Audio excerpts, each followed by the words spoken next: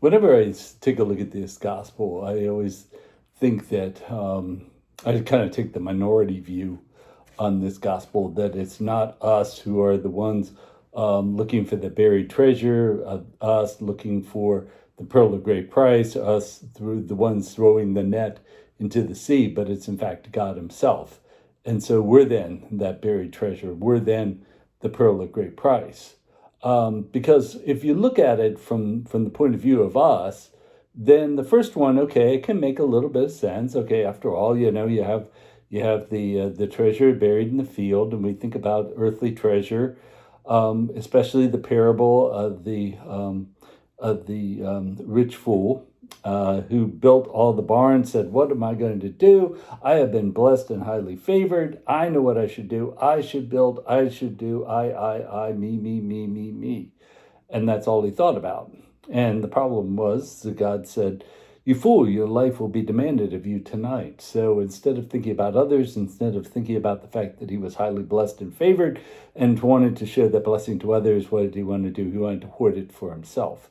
So again, that kind of does make sense. And, if it was, that would, we would think about that. But the big problem really is in the second one.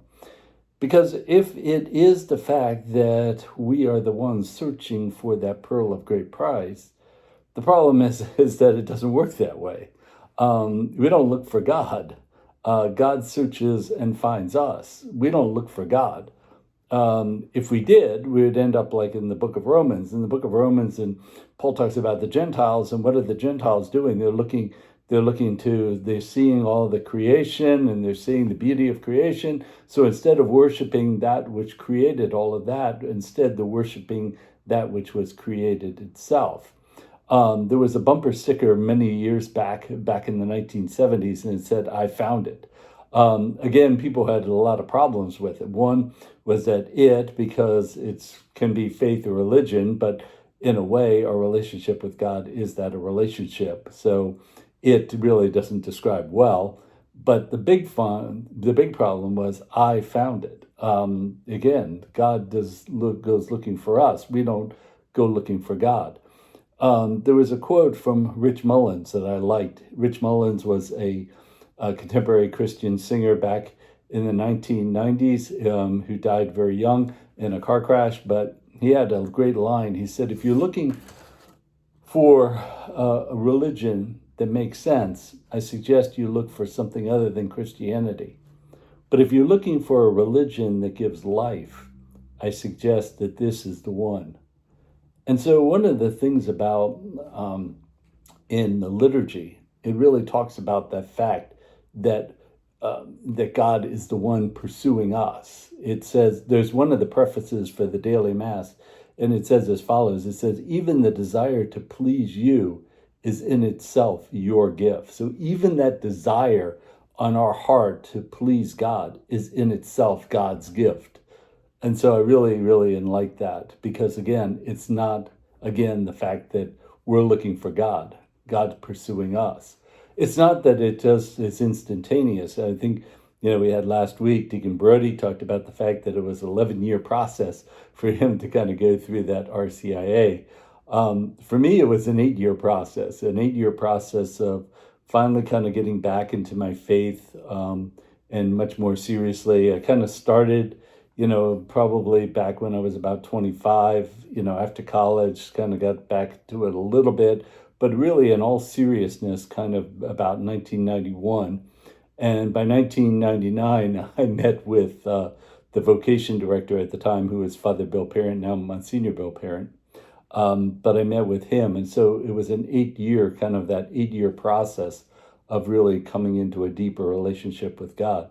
So again, God using time, but God pursuing us, not us pursuing God. And then lastly, there's the net. One of the things I like about the net is that it's really that exhortation to be like the sower and the seed. The sower went out and threw seed everywhere. He didn't determine, okay, this is not the greatest ground, so I'm not going to throw it here, not going to throw it here, not going to throw it here. Oh, okay, I'll throw it here. instead, he threw it everywhere. So I think it's really that exhortation to have that word of God, bring that word of God everywhere. It's not up to us whether the person accepts or rejects. But again, that exhortation to really think about the fact that we are to bring that word of God to others.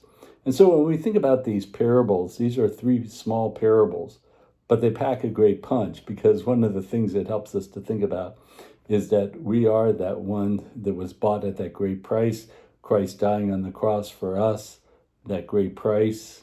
It thinks about the fact that we don't look for God, that God searches and finds us. And then lastly, because we want to love and please the Lord, we're seeking to spread that word of God to everywhere, not trying to determine who gets the word and who doesn't get the word, but just spreading it like that seed in the sower. Thanks. God bless.